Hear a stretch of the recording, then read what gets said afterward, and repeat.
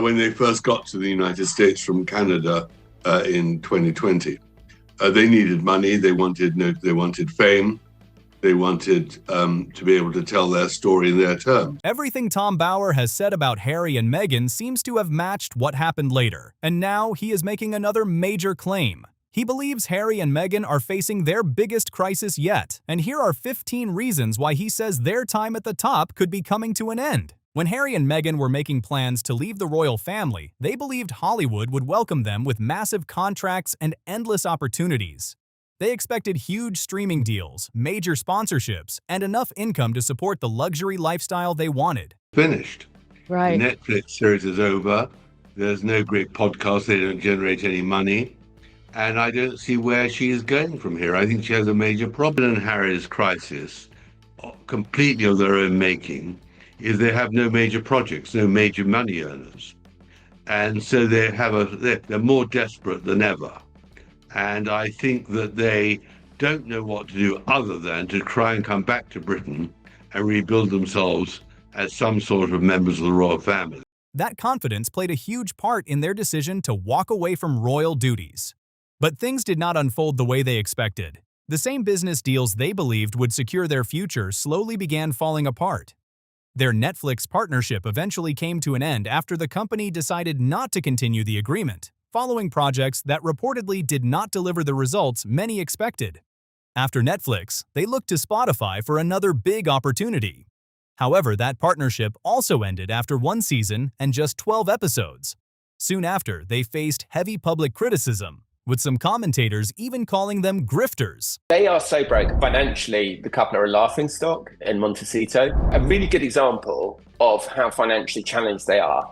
It's almost unheard of to buy a house in Montecito and just move into it, right? You buy a house and you do like a $7 million remodeling job, right? To make it all up to date. You don't take the sort of, we've seen the insides of the house. Yeah. It's hideous. It's absolutely hideous. A label that sparked even more debate around their business ventures.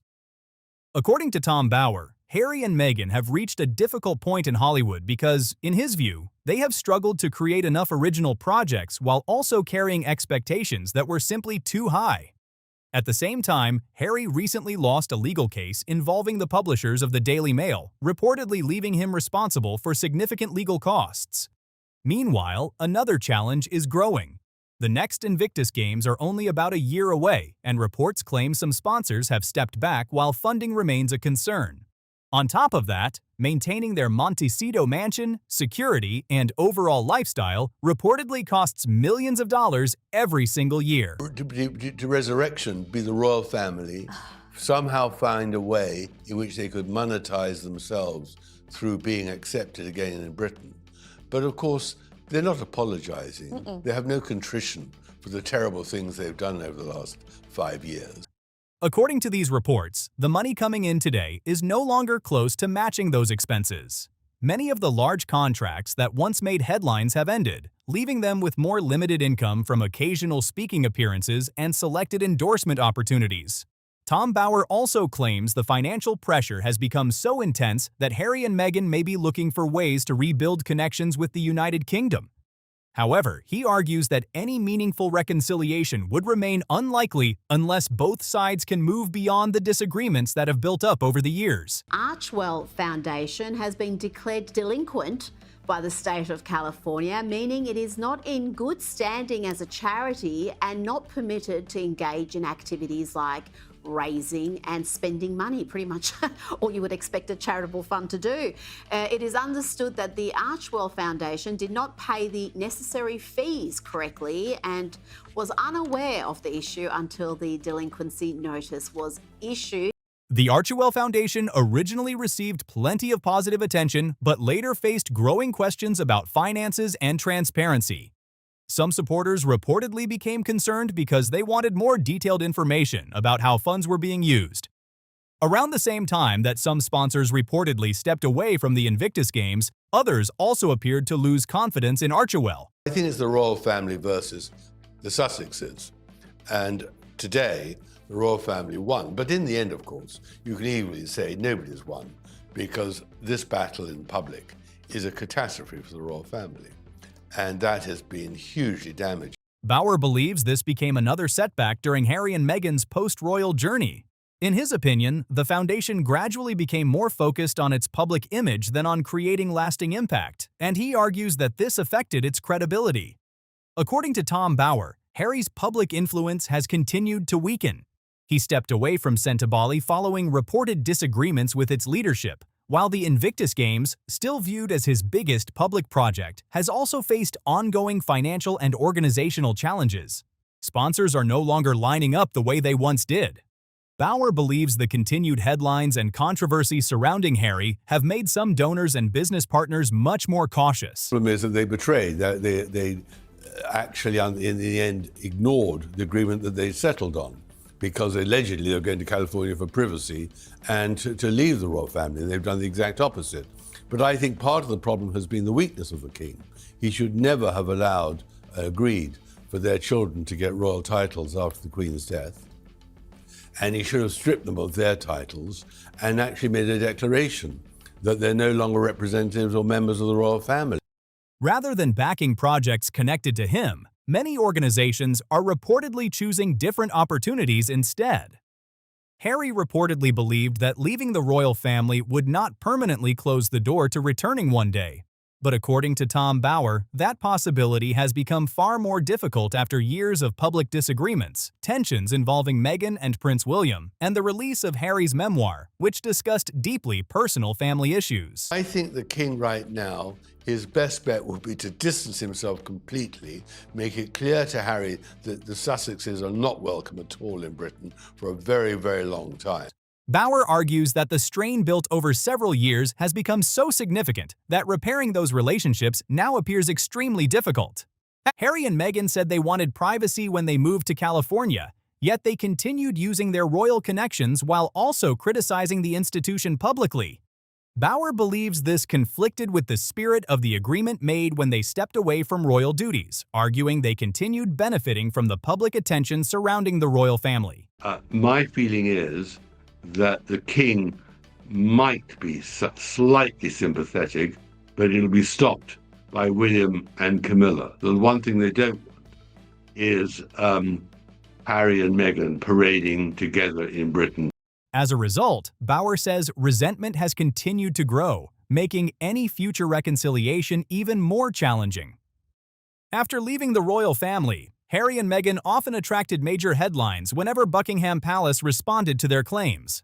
But according to Bauer, King Charles and Prince William have now taken a completely different approach by choosing silence instead of public replies. That strategy has changed everything. Without official responses from the palace, many stories lose momentum much faster. The town full of celebrities. Here, he was somebody, and there is just another celebrity. In my view, he's the loser, big time. Well, I read in the paper this morning, before he went, he was the most popular member of the royal family. And now he's right down, almost at the bottom of the list. Making it harder for Harry and Meghan to dominate the headlines the way they once did. When Harry and Meghan gave their interview to Oprah, many people admired their willingness to speak openly and sympathized with their experiences. But according to Bauer, that support has gradually faded over time as repeated public disagreements continued to make headlines. He believes many people who once stood firmly behind the couple have become exhausted by the ongoing controversy. As a result, Harry and Meghan now appear to have far less public support than they enjoyed during the early years after stepping away from royal life. This could be one of the saddest parts of the whole story. When Harry stepped away from the royal family, he reportedly believed he no longer needed many of the people who had always been around him. This is what's so extraordinary, the sheer hypocrisy of a man and his wife who preach and forget their own sins, which are documented in the books, in what I can only call a gripping narrative, a great story, a roller coaster. It really is an amazing story, but it really is. That is really what is the punishment of these people. It's that. Over time, he drifted away from longtime friends, military connections, and several family members, leaving himself with a much smaller support system. Now, in Montecito, reports suggest he lives a much more isolated life alongside Meghan. There have also been reports claiming Harry misses parts of his old life and wishes he had stronger ties with his family. If those reports are accurate, it makes his current situation even more complicated and emotional. According to Tom Bower, almost every major announcement involving Harry and Meghan now seems to bring fresh controversy. Before their planned visit to Australia, reports mentioned petitions from people who opposed public money being used for security. Whether large or small, these debates have continued to grab headlines. He behaves like a child, in fact almost like a baby, and William is not a baby or a child. He's grown up and he's responsible because he's heir to the throne. So we now want someone who is sensible, and Harry is absolutely ludicrous, sticking out his tongue, playing with somebody who is very fat and pushes her back and forth as he hugged her. A similar pattern reportedly followed Harry's recent trip to the United Kingdom. Instead of the public focusing mainly on the reason for his visit, much of the conversation centered on the surrounding controversy. Those headlines continue to overshadow many of the projects they are trying to highlight. According to Bower, the monarchy has continued moving forward without Harry and Meghan. King Charles, Prince William, and Princess Catherine have taken on larger roles, while royal life has continued as usual. Bower argues that instead of being remembered mainly for their work within the monarchy, Harry and Meghan are now more often associated with their public disagreements involving it. Bower also believes Harry's biggest advantage has always been the fact that he is Prince Harry. That royal identity opened doors across the world and created opportunities many people never receive. In Bower's opinion, building a completely separate public identity has proven much more difficult, with much of Harry's recognition still closely tied to his royal title. According to Bower, public attention never stays in one place forever. He believes Harry and Meghan's story simply doesn't create the same excitement it once did. What used to dominate headlines has become just one more story as audiences shift their focus to new topics and new public figures. Harry's legal battles have also added more pressure to both his finances and his public image. According to Bower, the combination of court cases and the continuing distance between Harry and the royal family has created an increasingly difficult situation. His recent legal defeat involving the Daily Mail publishers reportedly added even more financial pressure, while reports suggest some former allies have begun keeping their distance.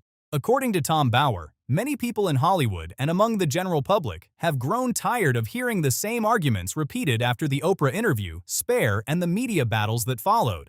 He believes that presenting the same message over and over no longer generates the level of public sympathy it once did.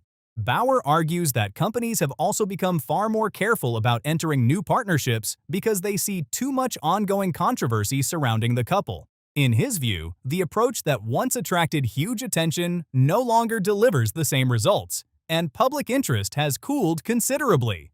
So, those are the 15 reasons why Tom Bower believes Harry and Meghan are facing some of their biggest challenges yet.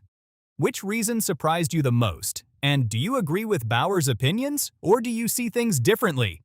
Drop your thoughts in the comments below. If you enjoyed this video, don't forget to like, subscribe, and share it with someone who would find it interesting. Thanks for watching, and I'll see you in the next one.